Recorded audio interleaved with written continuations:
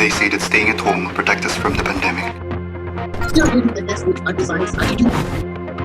But what if it brings another danger? Well, infodemic is a correct way of describing the phenomenon we are living in today. It's going to be a problem of the century. When people hear misinformation, when people have an agenda or disinformation, then it's easy if you really don't know what's restricted about science to start to question it. A danger that can infect our digital space. In just about 48 hours, you can spread misinformation all the way around the world through these channels. Fake news spreads faster and more easily than this virus, and is just as dangerous. The infodemic.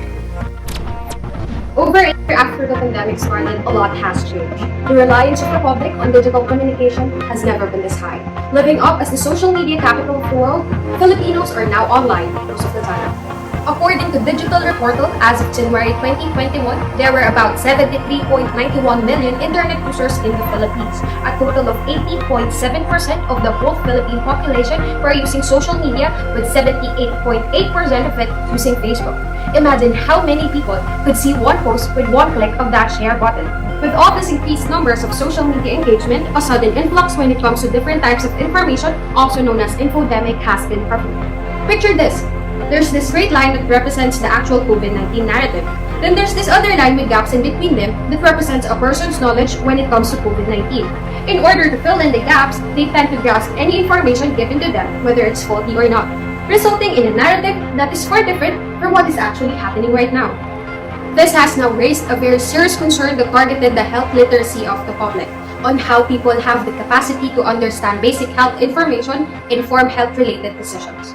Collectively, this has reflected on a survey conducted by Pulse Asia that revealed 6 out of 10 Filipinos do not want to get vaccinated from the virus.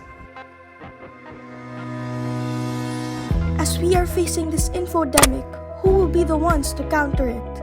We, the student nurses, choose to take action through Project NARS, an artificial intelligence integrated application and extension for the public. In Filipinos' native tongue, a nurse is called a NARS, who is known to be a person who cares, person who nurtures, and a person who cares for other people.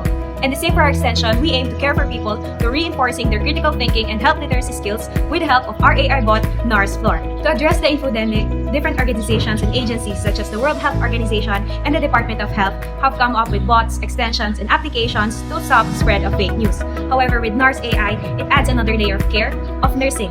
Thus, not only helps its users to reporting fake news, but also helps its users to understanding factual news. NARS is an AI program like a human mind where it recognizes keywords and helps its users to navigate questionable Facebook posts related to COVID-19 and vaccines. It helps its users to reporting posts with low accuracy scores and tailor fit health information in a level that its users may understand. In this way, it both addresses misinformation and disinformation. And this would not be possible without a multidisciplinary approach where we'll tap student nurses, professionals, and businesses in order for all generations to be involved to achieve the Sustainable Development Goals, specifically SDG 3, 4, 9, 16, and 17. In this pandemic, we highlight the importance of communication technologies to address the infodemic and for people to make informed health decisions as they achieve good health and well-being with no one left behind.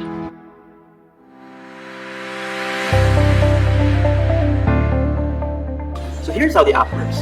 You need to activate NARS through FB setting, which is available in English or Filipino. It will then prompt you to log in or sign up with your account. Once you fill in your account details, you need to answer the diagnostic test that will determine your health literacy level.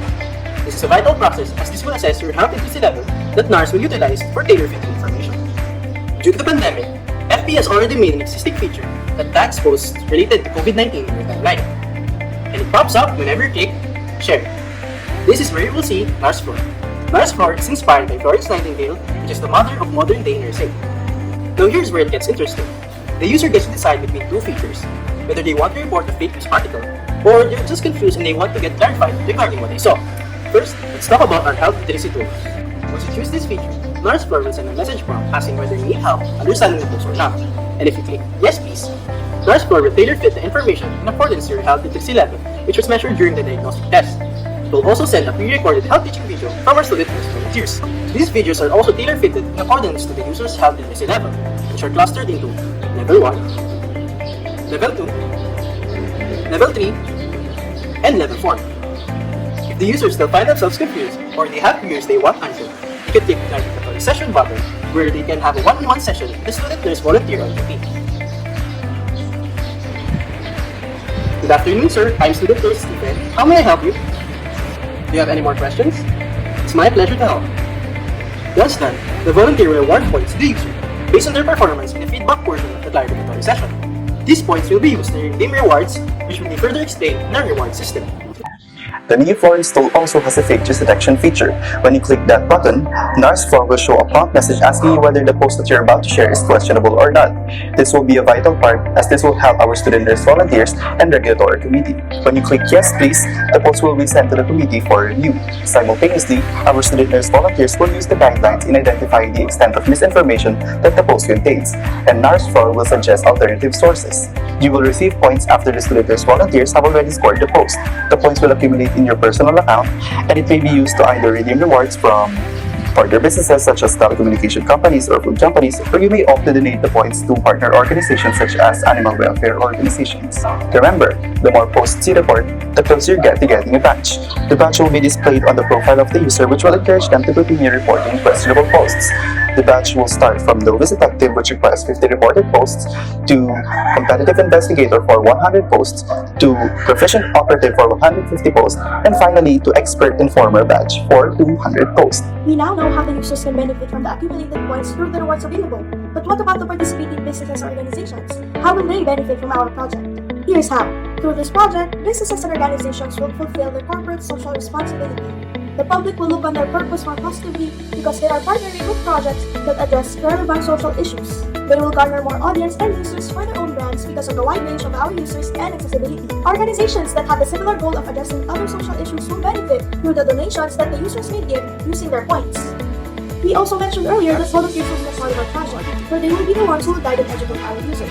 These volunteers will consist of future healthcare professionals, especially student nurses. Through our project, they will be provided an avenue to practice real-time engagement of health education and health management skills that will be beneficial in future practice. To review and sustain the relevance of our application, a special committee composed of healthcare professionals and data experts will be formed to partner with the existing committee of the government. They will be responsible for training the volunteers and healthcare professionals in combating misinformation and disinformation of the COVID-19 pandemic, for educating the publishers of information, and for providing necessary interventions if a spread of misinformation and disinformation occurs. We also aim to integrate the following goals of the Philippines Artificial Intelligence Roadmap in line with NARS. Adhering to the call to action of the Sustainable Development Goals, we aim to bridge the public and technology. With the help of the UNDP and the Philippine proponents of the AI roadmap, we aim to have a sustainable mentorship program so that we can successfully measure our indicators. We will be launching this AI right away during the peak of the vaccine hesitancy, faster than a nurse can say stat. With a budget of $50,000, we aim to compensate our regulatory board and student nurse volunteers, as well as the AI itself. Of course, this will not sustain the entirety of the project. So we aim to partner with different businesses in the next 5 years to champion corporate social responsibility. At this point, we will be able to generate advertisements, grants, and even proactive partnerships to address the world's most pressing problems.